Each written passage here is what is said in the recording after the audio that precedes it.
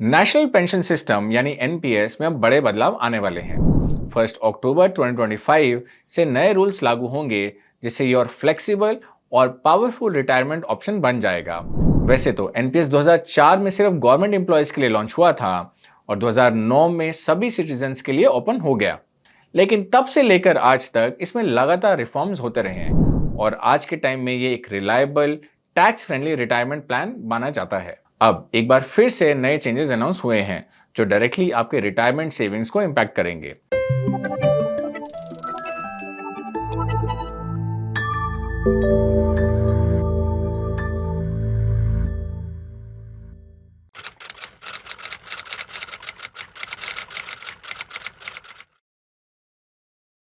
Hello and welcome to ET Money's Hindi channel. आज के video में हम डिटेल में समझाएंगे कि 1 अक्टूबर से कौन से चेंजेस कंफर्म हो गए हैं और कौन से प्रपोज रिफॉर्म्स पर अभी डिस्कशन चल रहा है। तो चलिए शुरू करते हैं और सबसे पहले देखते हैं कि 1 अक्टूबर 2025 से एनपीएस में क्या क्या बदलने जा रहा है।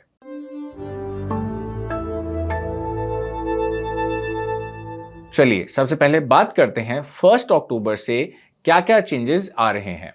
Number 1 is new schemes. सबसे बड़ा चेंज जो आ रहा है वो है कि आपको अब एग्जिस्टिंग स्कीम्स के साथ न्यू स्कीम्स का ऑप्शन भी मिलेगा। अब तक एनपीएस में सिर्फ लिमिटेड स्कीम्स अवेलेबल थी, जैसे इक्विटी, कॉर्पोरेट बॉन्ड और गवर्नमेंट सिक्योरिटीज फंड्स। लेकिन 1 अक्टूबर के बाद पेंशन फंड मैनेजर्स को ज्यादा फ्रीडम मिलेगी कि वो नए नए थीम बेस्ड स्कीम्स लॉन्च कर सकेंगे। मतलब हर फंड मैनेजर अपने इन्वेस्टर्स के लिए अलग अलग तरीके की स्कीम्स बना पाएगा। जैसे कोई फंड मैनेजर एक फ्लेक्सी कैप स्कीम ला सकता है जिसमें इक्विटी एलोकेशन मार्केट के हिसाब से फ्लेक्सिबल होगा। वहीं दूसरा फंड मैनेजर एक हाइब्रिड स्कीम लॉन्च कर सकता है जिसमें इक्विटी और डेट दोनों का मिक्स हो। फ्यूचर में अलग अलग नाम की स्कीम्स आपको देखने को मिलेंगी, जैसे growth fund, wealth builder fund, pension fund या पे आउट फंड। हालांकि यहाँ कुछ रूल्स दिए गए हैं।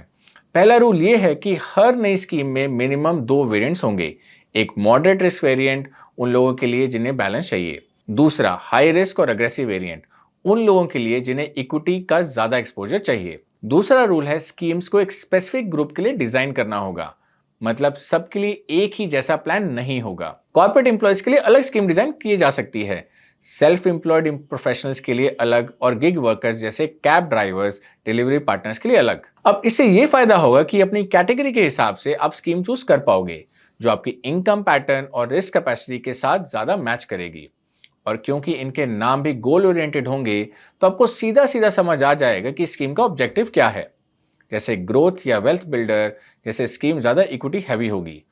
पेंशन या पे आउट जैसी स्कीम्स ज्यादा डेट में पैसा लगाएंगी। तो ओवरऑल एनपीएस अब एक one size fits all product नहीं रहेगा। हर इन्वेस्टर अपने नीड्स के हिसाब से कस्टमाइज स्कीम चूज कर पाएगा। Number 2, you can invest in multiple schemes. अब इसके बाद जो दूसरा चेंज है कि अब आप एक से ज्यादा स्कीम्स में इन्वेस्ट कर पाएंगे। अभी तक एनपीएस में रिस्ट्रिक्शंस थी कि आप सिर्फ एक इक्विटी फंड, एक कॉर्पोरेट बॉन्ड फंड और एक गवर्नमेंट बॉन्ड फंड ही चूज कर सकते थे। मतलब एक ही कैटेगरी में एक ही ऑप्शन। लेकिन नए रूल्स के बाद ये रिस्ट्रिक्शंस खत्म हो जाएंगी। अब आप multiple equity funds, multiple date funds और शायद तो अलग अलग थीम बेस्ड स्कीम्स में भी इन्वेस्ट कर सकते हैं। इस चेंज की जरूरत इसलिए पड़ी क्योंकि जब भी एक ही स्कीम अलाउड थी, थीम बेस्ड या कस्टमाइज्ड फंड्स का कंसेप्ट काम नहीं कर सकता था।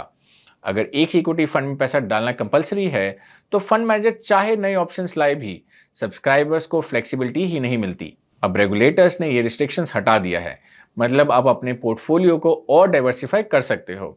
एग्जाम्पल के लिए अब आप एक ही अकाउंट में आप एक ग्रोथ फंड ले सकते हो जिसमें ज्यादा इक्विटी हो और साथ में एक पेंशन फंड जिसमें ज्यादा डेट हो, या फिर एक ही कैटेगरी के अंदर आप 2 अलग अलग स्टाइल के इक्विटी फंड्स भी चूज कर सकते हो, जैसे एक फ्लेक्सी कैप और एक एग्रेसिव ग्रोथ। तो अब चेंज के बाद एनपीएस इन्वेस्टर्स के पास एक ही अकाउंट के अंदर मल्टीपल चॉइसेस होंगी। इससे उनकी रिटायरमेंट प्लानिंग और फ्लेक्सिबल बन जाएगी। Third is 100% equity option. तीसरा जो बड़ा चेंज हो रहा है, हमने अभी जो डिस्कस किया उसी का एक्सटेंशन है। अब आप अपना पूरा पैसा इक्विटी में इन्वेस्ट कर सकते हो। मतलब अगर आपने कोई एग्रेसिव वेरिएंट चूज किया तो उसमें अब आपको ऑप्शन मिलेगा कि 100% तक पैसा आप इक्विटी में एलोकेट कर सको। पहले एनपीएस में आप सिर्फ 75% तक ही इक्विटी में एलोकेट कर सकते थे, लेकिन नए रूल्स के बाद अगर आपने high risk variant scheme choose की तो आप अपना पूरा 100% पैसा इक्विटी में डाल सकते हैं। इन्वेस्टर्स जो यंग हैं, लॉन्ग टर्म होराइजन रखते हैं और रिटायरमेंट प्लानिंग में थोड़ा ज्यादा रिस्क लेना चाहते हैं, उनके लिए एक बड़ा प्लस पॉइंट होगा। यानी अब एनपीएस में भी आप म्यूचुअल फंड की तरह ही पूरा पैसा इक्विटी में इन्वेस्ट करके अपना रिटायरमेंट कॉर्पस फास्ट ग्रो कर सकते हो। Next, you can have more than one plan. ये चेंज थोड़ा टेक्निकल है लेकिन समझना इंपॉर्टेंट है। अब तक एनपीएस में आपके पास सिर्फ एक परमानेंट अकाउंट नंबर यानी प्रान होता था। ये आपकी की आइडेंटिटी थी। लेकिन अब नए रूल्स के मुताबिक आपके पास मल्टीपल प्लान्स हो सकते हैं। अब सवाल आता है कि ये इंपॉर्टेंट क्यों है। अब एनपीएस में इन्वेस्ट करने के लिए आपको एक सीआरए या सेंट्रल रिकॉर्ड कीपिंग एजेंसी के थ्रू जाना पड़ता है। सीआरए बेसिकली एनपीएस का गेटवे होते हैं। ये आपको फंड मैनेजर से जोड़ते हैं, आपके रिकॉर्ड्स मेंटेन करते हैं और आपके अकाउंट का मैनेजमेंट संभालते हैं। फिलहाल 3 सीआरए हैं: CAMS, Protean eGov technologies and KFin technologies.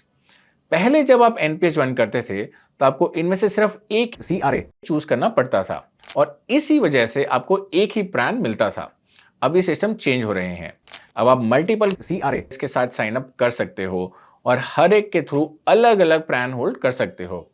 आपकी आइडेंटिटी अब प्लान नहीं बल्कि पैन से लिंक होगी और इसी वजह से इन्वेस्टर्स के लिए अब मल्टीपल फंड्स होल्ड करना पॉसिबल हो जाएगा। Next, fees increase. अब इतने सारे नए रिफॉर्म्स का मतलब है कि पेंशन फंड मैनेजर्स और केआरएस के लिए अब ऑपरेशनल कॉस्ट भी बढ़ जाएगी। इसलिए एनपीएस की फी कैप बढ़ा दी गई है। पहले मैक्सिमम फी कैप था 0.09%, उसे बढ़ाकर 0.30% कर दिया गया है। मतलब एक तरह से फीस ऑलमोस्ट 3 गुना हो गई है। लेकिन गुड न्यूज ये है कि despite this NPS will continue to be a low cost retirement product. तो इन्वेस्टर्स को इसके लिए थोड़ा ज्यादा पे करना पड़ेगा, लेकिन उसके बदले आपको एनपीएस में ज्यादा फ्लेक्सिबिलिटी, मल्टीपल स्कीम्स और 100% इक्विटी ऑप्शन भी मिल रहे हैं। So the changes we discuss वो सब कंफर्म हो चुके हैं और 1 अक्टूबर 2025 से लागू हो चुके हैं। चलिए अब बात करते हैं उन रिफॉर्म्स की जो अभी प्रपोजल स्टेजेस पे हैं। अब अगर ये इंप्लीमेंट हो जाते हैं तो एनपीएस को हम जैसे अभी जानते हैं वो बिल्कुल बदल सकता है।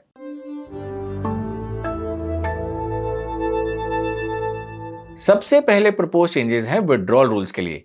अभी की स्कीम्स में आप अपने रिटायरमेंट के टाइम पर अपने एनपीएस कॉर्पस का सिर्फ 60% विड्रॉ कर सकते हो। बाकी के 40% पैसे से आपको कंपल्सरी एक एनुटी प्लान खरीदना पड़ता है जो आपको लाइफ लॉन्ग मंथली पेंशन देता है। लेकिन नए प्रपोजल के हिसाब से एनुटी का हिस्सा 40% से घटकर 20% कर दिया जाएगा।